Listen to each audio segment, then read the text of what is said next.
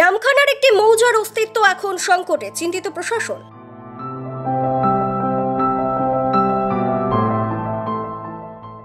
আর 10 বিঘার মতো সব নদীতে চলেছে। এখন আমরা ভিক্ষা করে খাই, নদী বাঁধের উপরে ঘর পড়ছে, তাই সরকার কিছু নিচ্ছে না।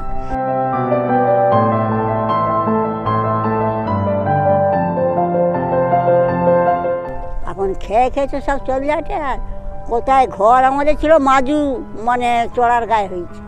নামখানা নারায়ণগঞ্জ মৌজার অস্তিত্ব এখন সংকটের মুখে। হাতানিয়া দোয়ানিয়া নদী গিলে খেয়েছে এই মৌজার বিস্তীর্ণ অঞ্চল। বাকি যেটুকু জমি রয়েছে তা বাঁচিয়ে রাখতেই প্রতিনিয়ত চলছে লড়াই।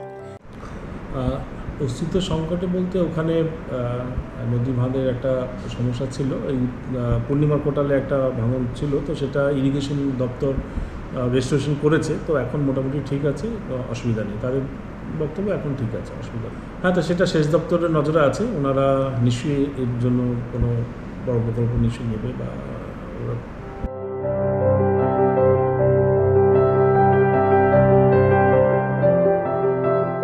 গত পূর্ণিমার কোটালেও বাঁধের বিস্তীর্ণ এলাকা নদী গর্ভে চলে গিয়েছে। স্থানীয় সূত্রে জানা গিয়েছে, গত 1 মাসের মধ্যে নারায়ণগঞ্জে 3টি জায়গায় নদী বাঁধে ধস নেমেছে। এই ঘটনার জেরে 25 জন গ্রামবাসী ক্ষতিগ্রস্ত হয়েছেন। সবারই বেশ কিছুটা করে কৃষি জমি নদী গর্ভে চলে গিয়েছে। এ বিষয়ে স্থানীয় বাসিন্দারা কি বলছে শুনুন। আর 10 বিঘার মতো সব নদীতে চলেছে। এখন আমরা ভিক্ষা করে খাই, নদী বাঁধের উপরে ঘর পড়ছে, তাই সরকার কিছু নিচ্ছে না। যে নদী বাঁধের উপরে ঘর পড়ে গেছে, মায়ের যে 2 জন থাকে বাবা মেয়ে নিয়ে, তাই কিছু করছে না। ছেলেরও জমি জায়গা ছিল, ছেলে সব জমি জায়গা নদী গর্ভে চলে গেছে। ছেলে এখন কি করবে? এখন ভিতরে একটু জায়গা লোকের কাছে হাতে পায়ে ধরে সেইখানেই ছেলে আছে, কী করবো? হ্যাঁ, আমার তো 50-60 বিঘা, 50-60 বছরের মতো ছিল। এই সেই নদীটা ছিল কোথায়? ওই যে জাহাজ দেখা যাচ্ছে, ওই নদীটা চড়া হয়ে গেছে, আর একুল খেয়ে যাচ্ছে, এই চলে আসছে। অনেক আমাদের কান্নাকাটি, কি করবো? বাবা মিছিলে সংসার করি, সবাই হাতে পায়ে ধরছি যে একটু যে দেয় আমাকে, যে ঘর একটু যদি দেয় তাহলে আমি বোধহয় কাউকে পায়ে হাতে ধরে একটু বাবার ছেলের কাছে।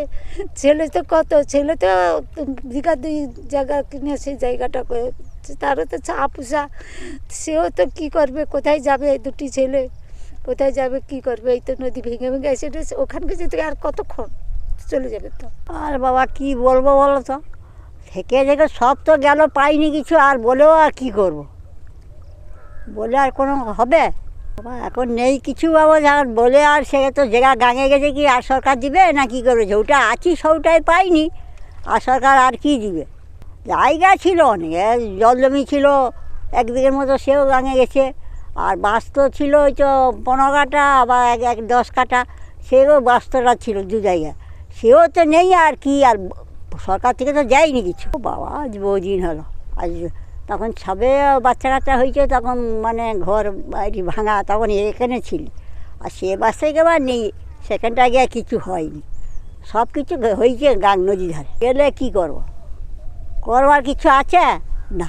হচ্ছে বাঁধে তোমার যত মাটি দেয়, এই একটু মাটি দিল, সরে রাখবো, জায়গাটা ফাঁক করে জায়গাটা বাঁধটা রইলে, এই যে বাঁধটা হয়েছে, আর একটা বাঁধ যদি পাশে হতো তাহলে বাবু যে বাঁধটা থাকবে।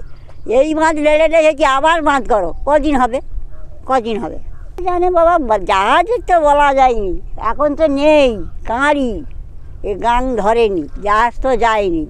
এখন খেয়ে তো সব চলে যাচ্ছে। আর কোথায় ঘর আমাদের ছিল মাজু, মানে চড়ার গায়ে হয়েছে।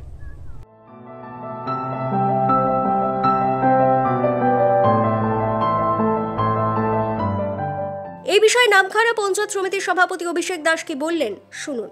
বলতে আপনাদের বলি, সম্প্রীতি ডানাকে মানে আমাদের সামনে রেখে একটা জায়গায় ধস নেমেছিল, এটা ঠিকই। তো সেক্ষেত্রে আমাদের ইরিগেশন ডিপার্টমেন্ট সেখানে সক্রিয় ভূমিকা গ্রহণ করেছে, এবং একটা ড্রেজারও যেটা কাজ করছিল সেটাও জলে পড়ে যায়।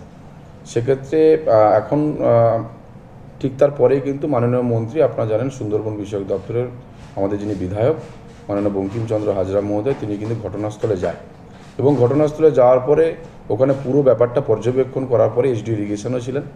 সেক্ষেত্রে তিনি এক্সিকিউটিভ ইঞ্জিনিয়ার সাহেবের কাছে যান এবং ওনার দপ্তরে কথা বলে আপাতত বর্তমান নারায়ণগঞ্জের ক্ষেত্রে মডেল একটি জায়গা এবং যাতে একেবারে পার্মানেন্ট নেচারে যাতে কাজ করা যায় সেক্ষেত্রে মাননীয় মন্ত্রী মহোদয় তিনি কিন্তু ব্যবস্থা গ্রহণ করছেন এবং ইরিগেশন ডিপার্টমেন্টের সঙ্গে তিনি কিন্তু এখনও পর্যন্ত কথোপকথন চালিয়ে যাচ্ছেন।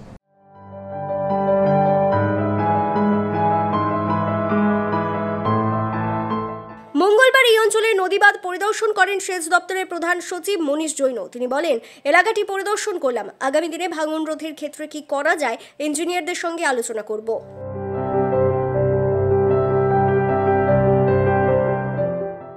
নামখানা থেকে মুন্না সর্দারের রিপোর্ট, কাকদ্বীপ.com।